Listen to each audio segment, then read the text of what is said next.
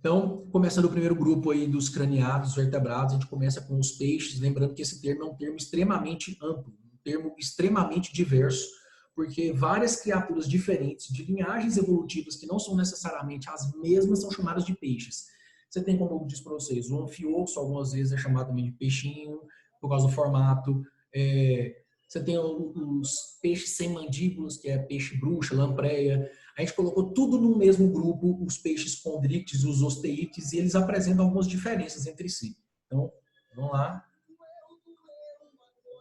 Olha o tanto que, evolutivamente falando, os grupos são diferentes. Então, ó, essa aqui são os peixes bruxas, as lampreias, aí quimeras, são peixes que eu vou mostrar para vocês também, que faz parte do grupo que nós chamamos de condrites ou peixes cartilaginosos, tá? Junto com tubarões, cações e raias. E aí, o grupo dos peixes cartilaginosos, tá bom? Peixes ósseos, são esses aqui, ó. Beleza? É o grupo que nós chamamos de teleósteo, basicamente. Ok? Então, dando sequência. No futuro, meus queridos, eu pedi ao Senão que organize para a gente uma aulinha para eu conversar junto com o professor de geografia de vocês, para a gente bater um papo sobre isso aqui, ó, eras geológicas, tá? Isso aqui é um assunto que vale a pena demais trocar uma ideia de biologia junto com geografia, e dá para fazer uma aula extremamente multidisciplinar, porque dá para chamar a galera da química e da física para falar sobre decaimento radioativo. É um assunto que dá para conversar em aspecto múltiplo, tá? Bem amplo. Filhotitos, olha só. Então, dentro do grupo dos peixes, nas subdivisões entre eles, o que nós, geral, estamos chamando de peixes, tem assim, ó, craniato, né? Como eu disse para você, a mesma coisa que vertebrados. Nós temos os peixes agnatos, né? Peixe bruxa, lampreia. Nós temos os gnatostomados, que são os que têm mandíbula. Aí, como eu te disse, nos gnatostomados, eu tenho uma divisão. A galera que a gente chama de peixes e a galera que nós chamamos de tetrápodes. Então, esse gráfico aqui em específico, não representa os tetrápodes, tá bom? Mas ele colocou o seguinte, ó, os condrites, basicamente, com um grupo da galerinha que também é chamada de elasmobrânquios, e também o grupo dos osteites, que são os peixes ósseos, tá? E aí a gente vai ver essas subdivisões, o que é um peixe teleósteo, mas na prática, queridos, funciona assim, ó, pensando em classificação moderna, teleósteo, dá para você falar que um teleósteo e ósseo, mesmo grupo, tá? E elasmobranquio e condrite, mesmo grupo. Tranquilo? Então, vou colocar essa definição, porque, como eu te disse, em zoologia do ensino médio a gente faz algumas reduções didáticas. Então, olha aí o que é um peixe bruxa. Ele não tem mandíbulas, mano. Ele tem ventosas e dentes, fileiras de dentes ao longo da boca. Como eu disse para vocês, são criaturas que, apesar de ser nécton, livre nadante, costumam se alimentar de carcaças presentes no fundo do oceano. Criaturas que morrem, aí elas vão descendo. E aí, o que é uma lampreia? Várias lampreias são parasitas, ectoparasitas, parasitas externas do corpo dessas criaturinhas. Aqui, ó. Essa aqui, ó, tá ali dentro, tá mordendo exatamente o lugar mais vascularizado com oxigênio e nutriente, que são as brancas do bichinho. Ó, então, o jeito que fica. Sacou? Ela não arranca um pedaço, porque ela não tem como morder, tá? Então, os dentes se fixam em volta e ela vai se alimentando a partir disso. Olha que bonitinho. Olha que boquinha ligeira, né? Não deve ser tranquilo, é uma mordida de um bichinho desse. Tem várias criaturas oceano afora. E, dependendo, se você não tiver as manhas, ela pode ser confundida com uma sanguessuga. Tá? Só, assim, como você dá para saber? Primeiro, a sanguessuga ela é invertebrada, na hora que você pegar, você vai ver como é. A sanguessuga tem ventosa nas duas extremidades e a sanguessuga não tem esses dentes aqui. Né? Então, ó, alguns desses organismos têm estágios em que eles são fixos, em que eles são bentônicos, que eles estão no fundo, né? Não é nem fixos, mas estão no fundo, e aí vivem enterrados, eles vão se desenvolvendo, e no processo de desenvolver eles vão passando por alguns metamorfoses, mas crescimento de uma maneira geral, e aí depois eles vão se instalar nas criaturas, das quais eles vão se alimentar do sangue. Aí, a gente chega no grupo dos gnatostomados, que são os mandibulados. Como eu disse para vocês, ó, tem condrite, osteite, que em amplo aspecto nós chamamos de peixe, os anfíbios, os répteis, as aves e os mamíferos. dos quais de anfíbio para baixo você está falando dos tetrápodes, beleza? 4 patitas. Primeiras características do grupo dos condríticos, que são os peixes cartilaginosos. Então, ó, quimeras, as raias dos tubarões, que são chamadas também de elasmobrânquios. A boca desses bichinhos, meus amores, é ventral. O que isso quer dizer? Ó, licença.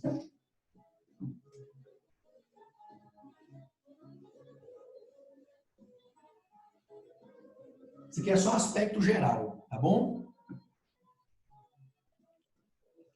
Espera.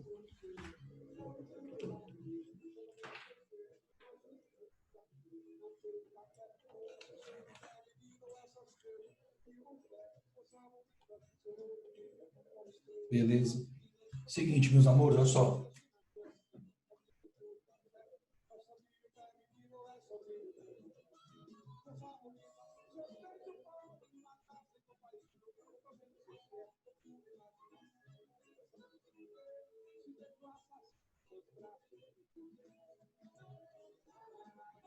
Em geral, dá para fazer essas duas diferenciações anatômicas entre o grupo das criaturas que nós estamos chamando de condrite e osteite.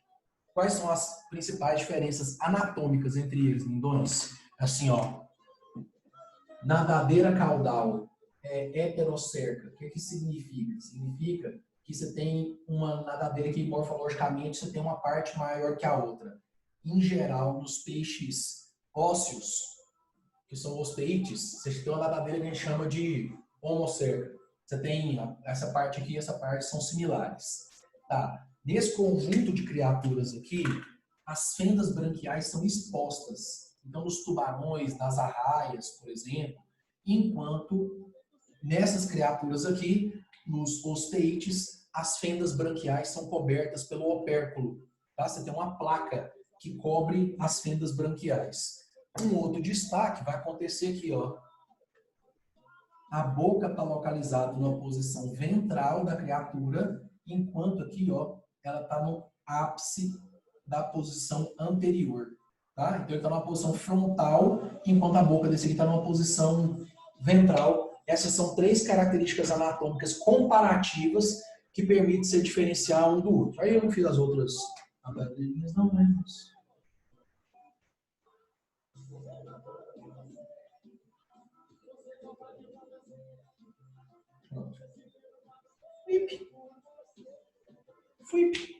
Pronto, é um jeitinho básico de diferenciar os dois grupos, tranquilo? Por características simplesmente anatômicas. Sossego? Quer bater um print aí? Seguinte, dando continuidade.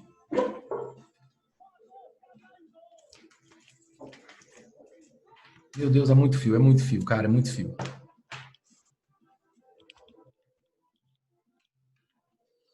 Então, dando sequência aqui, meus lindões, lindonas.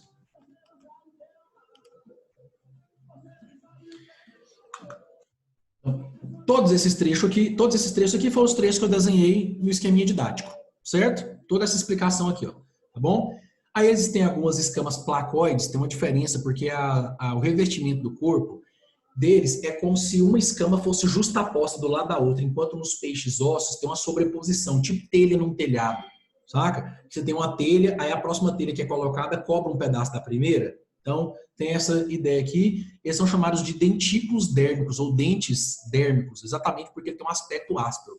Eu não sei qual é o tipo de padrão de alimentação que você tem, mas você já teve chance de ir nesses restaurantes que servem cação. Você passa a mão nele, cara, o couro dele é áspero pra caramba. Assim, num sentido é lisinho, a hora que você passa no outro sentido, parece que você tá passando a mão em lixa, tá? Bem áspero. Aí, uma característica bem marcante nesse grupo de criaturas, porque é o único grupo de criaturas que eu vou encontrar isso aqui, o intestino deles tem uma estruturazinha cartilaginosa, como se fosse tipo uma válvula em espiral mesmo. Essa válvula ela vai mexendo à medida que o alimento passa, tá? E ela favorece a propagação do alimento e a absorção dele ao longo do intestino, exatamente porque à medida que essa estrutura vai mexendo, ela vai esfregando o alimento na parede do intestino, favorecendo a absorção. Uma outra característica que é marcante nessa criatura é exatamente, eu desenhei aqui, ó, eu fiz bem que assim, ó, Lá perto da nadadeira caudal, meus amores, ele tem uma nadadeirazinha diferente, que é chamada de clasper, que são utilizados para fecundação. Vou mostrar para vocês um vídeo sobre isso, tá bom? Mas nesse grupo de peixes a fecundação é interna. É bem comum nesse grupo de peixes aqui a fecundação ser externa. Então, os convites, vários deles apresentam fecundação interna. Essas criaturas têm cloaca, enquanto os outros têm ânus. Então, peraí, deixa eu complementar isso, que eu não tinha nem lembrado. Verdade. Então, vamos falar assim, ó. Clasper, que é uma nadadeira relacionada ao processo de reprodução, e aqui eles têm cloaca. Só para poder te lembrar o que é cloaca. Mano, é um orifício. Aí, desse orifício, chega o sistema digestório, o sistema reprodutor e o sistema urinário excretor. Desemboca num buraco só, isso chama cloaca. Quando você tem uma separação entre o sistema urinário e o sistema digestório, aí a criatura tem ânus, tá? E esse aqui não tem clasper. Sossego? Então, vou voltar lá de novo. Eu não estou projetando pelo celular agora. Eu fui fazendo as transmissões das aulas na aula anterior sem carregar o celular, aí ele acabou a bateria. Então, caso você queira, manda um print aí, deixa eu sair da frente aqui para não destruir a câmera do seu. Tá bom? No comparativo, são as principais características. Ou você prefere, na terminar a aula, eu bato uma foto do quadro, no celular ali mesmo, e aí eu envio no grupinho lá, tá bom? Aqui, vem pra cá, que ninguém merece ficar passeando aqui dentro da minha casa. Então, vamos lá. Na sequência, meus amores, olha só. Um outro aspecto que você vai precisar ficar de olho quando você estiver estudando os cordados, meus amores, os vertebrados, está relacionado exatamente com esse rolê da divisão dos corações. É do coração das criaturas. Meus amores, quando você está estudando fisiologia, na parte de estudar fisiologia humana, no sistema circulatório, a gente conversa que o coração humano, cara, ele é um coração que ele tem circulação, que ele é dupla, porque o sangue passa por ele 2 vezes. A gente chama essa circulação de fechada, porque o sangue só percorre vasos sanguíneos, e você chama essa circulação também de completa, porque você tem total separação entre o hemisfério direito do coração, onde só percorre sangue venoso, sangue rico em gás carbônico, do hemisfério esquerdo, onde percorre sangue que acabou de voltar dos pulmões, que é chamado de sangue arterial, que ele é oxigenado, tá bom? Rapidito. Então, filhotinhos, o que acontece? Então, essa é uma característica da circulação humana. Ela é dupla, porque o sangue passa pelo coração 2 vezes. Uma vez vindo do corpo e outra vez vindo dos pulmões. Ela é completa, né, porque você tem uma separação total. Você tem um septo, uma parede muscular que separa o lado direito do lado esquerdo do coração. E é fechada porque o nosso sangue só percorre vasos sanguíneos. Aí, a circulação desses bichinhos aqui também é fechada. Só, meus amores, que o sangue passa pelo coração uma vez só. Então, você tem assim, ó, brânquias, coração, corpo. E o sangue só faz um ciclo, tá? Porque o coração dessas criaturas só tem um átrio, que é o cômodo de chegada, e um ventrículo, que é o cômodo de saída. Então, queridos, assim, ó, passa pelo coração o sangue vindo do corpo. Aí ele é enviado para as brânquias e das brânquias ele continua percorrendo o corpo. Então, pelo coração só circula o sangue venoso. Tranquilo? Então, nós vamos precisar guardar essas ideias aqui, meus amores, porque em cada um dos grupos das classes que a gente vai estudar ao longo do tempo aqui, cada grupo de criaturas tem um padrão de coração diferente. Então, esse aqui é um aspecto que é relevante na hora de você fazer o estudo comparativo anatômico da fisiologia desses organismos, ok? Uma outra característica que é comum nesses seres, eu vou mandar slides ali para frente, eles têm umas estruturas sensoriais, são chamadas de ampolas de Lorenzini. Elas têm umas perfurações assim, ficam muitas vezes localizadas na extremidade do focinho dessas criaturas, e essas criaturas dão uma percepção sensorial para eles que eu e você não temos conscientemente. Nós, pelo menos, não temos estruturas fisiológicas associadas à detecção de campos magnéticos. Queridos, nós sabemos que os tubarões, por exemplo, têm um olfato muito bom. Eles detectam cheiro de sangue na água. Aí, eu sei que eu e você ficamos assim, mas como é que a pessoa sente o cheiro de sangue na água? Mas é porque o meu mecanismo e o seu é um mecanismo que é associado a detectar partículas no ar. O mecanismo sensorial dele é de detectar partículas dissolvidas na água. São quimiorreceptores do mesmo jeito. Os quimiorreceptores que detectam cheiro no ar e na água são quimiorreceptores, de qualquer forma, tá? Mas aí a gente tinha uma coisa, cara, um aspecto comportamental que intrigava a gente demais, que é o seguinte, cara, como que os tubarões, assim, aí ovíparos, né, a criatura, beleza. Como que ele volta para a região em que ele nasceu para poder desovar novamente? E aí a gente começou a fazer alguns estudos. Nesses estudos, a gente fazia assim, ó, capturava alguns tubarões, algumas fêmeas grávidas, tampa os olhos dela e ela volta para o lugar para desovar.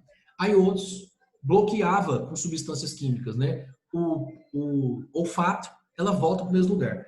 E aí, só quando eles colocaram tipo um brinco, o experimento que eu vi, eles colocam tipo um brinco e com uma pecinha que gera um campo eletromagnético. Aí eles confundiram o tubarão. E esse experimento, apesar da gente não entender exatamente como, mas demonstrou que eles seguiam ou se orientam pelas linhas eletromagnéticas da Terra. Ou seja, mano, esses caras, eles têm um GPS natural. Maluco, né, mano? Uma característica comum desse grupo de criaturas aí é ter uma parte sensorial, aqui assim, ó, chamada de linha lateral. Essa linha lateral tem mecanorreceptores específicos que detectam pressão e também movimento. Aí, isso faz com que essas criaturas sejam capazes de detectar mínimas vibrações na água. Vamos lá. Só para poder exemplificar, tá bom? É um mamífero, uma baleia.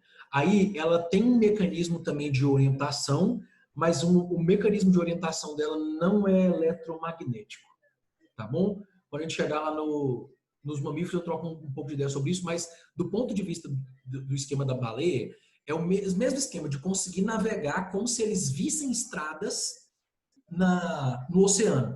Tem um desenho, cara, Nemo, cara. Lembra que eles pegam uma corrente para poder ir encontrar o Nemo, a Dory e o Marlin? Pegam a corrente assim, ô, cara, você pega essa corrente aqui, ó, vai dar lá em Sydney. Não tem uma vibe assim que a tartaruga fala? Então, é mais ou menos como se essas criaturas, queridos, fossem capazes de detectar essas correntes e navegam por elas, tá? Através delas. Bem louco isso, né? E aí, eles têm um padrão de rim, queridos, que é um rim que é chamado de mesonefro. Tá, é o seguinte, você tem rins que são mais primitivos, são chamados de pronefro, tem um rim mesonefro e tem um rim que chama metanefro, que ele é o mais desenvolvido de todos. Eu vou mostrar imagens de todos eles. Eu falando sobre a anilha lateral, não terminei. Cara, a anilha lateral é capaz de detectar vibrações na água. Então, quando você começa a deslocar o corpo para poder ir na direção do peixe, você desloca a água e essa água vai batendo nele assim, ó.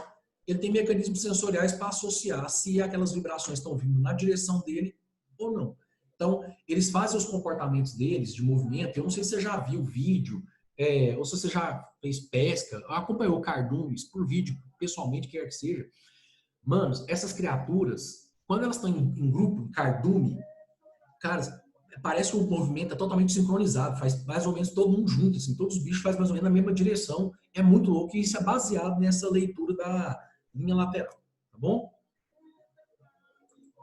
Aí o seguinte, tá? Aqui algumas das imagens das criaturas. A parte teórica que você tem que guardar tá toda naquele slide, né? Então, várias espécies diferentes, mas elas vão ter, em geral, essa característica que eu comentei com vocês, ó, a boca ventral, nadadeira heterocerca e as fendas branquiais expostas, tá? As brânquias expostas.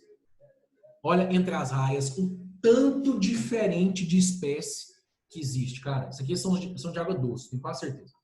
E a maior de todas, que é conhecida como a raia jamanta, boca ventral, ali ó, as fendas branquiais abertas e essa criatura muito conhecida por ter esse ferrão que é utilizado para defesa, ele é serrilhado ao contrário, então conta que quando ele entra causando dano e para sair ele causa mais dano ainda, porque você teria que puxar contra o sentido do ferrão, saca? Tem alguns bichos que tem dente também dessa forma. O sucuri também tem dente contra o sentido da mordida dela. A ideia é o seguinte, assim, ó, ele perfurou. Pra você poder tirar, você vai ter que tipo, arrancar ele pelo outro lado. Para você voltar o ferrão, ele causa provocando mais lesão ainda. E algumas dessas criaturas são venenosas. Tinha um carinha que apresentava um programa, chama Steve Narin. Aí ele apresentava um programa no Discovery Channel. Discovery Channel. A filha dele apresenta um programa até hoje. E aí, mano, rolava a vibe do seguinte. esse cara tava gravando um programa, ele era bem conhecido por ser, tipo assim, ele era biólogo, professor, não sei o que, tudo mais. Aí ficou famosão no Discovery como apresentador, tipo o Christian. É Christian, não? Acho que sim. Cara, mas ele, tipo assim, ele pegava os bichos, nossa, esse animal, ele vai ficar muito irritado, vamos ver o que ele tem aqui. Tipo assim, muita gente não concordava com o tipo de jornalismo ambiental que ele fazia, porque ele molestava os bichos, saca? Tipo assim, incomodava os bichos. E aí ele tava gravando um documentário, os 10 mais venenosos da Austrália, e aí ele tomou uma ferroada de arraia dos 10 mais venenosos da Austrália, e no coração, e aí ele morreu. É bem tenso, cara. Algumas dessas criaturas são venenosas. Em geral, falando só por curiosidade mesmo. Esses bichos, especialmente as arraias de água doce, ou raias, é a mesma coisa, são rastejantes. Então, ela pica, cara, quando ela ferroa, né? Quando ela se sente ameaçada, eventualmente porque você não percebeu e pisou em cima dela. Aí, duas estratégias. Ou você andar arrastando o pé. Se você andar arrastando o pé, cara, e encostar nela na borda, assim, ó, tipo, você vai pegar ela de baixo para cima. Mano, ela vai vazar de você, saca? Toda a questão que ela ferrou é porque a hora que você pisa, você solta o peso do corpo, aí ela tenta sair, não consegue, aí ela usa o ferrão, beleza? Ou uma outra estratégia, o pessoal usa também uma vibe de utilizar um cabo, um bastão e ir passando assim na frente, onde você vai andando, sacou? Aí se tiver alguma raia, você acaba cutucando ela antes e ela se afasta, ela sai de perto. Filhotitos, olha só, pera.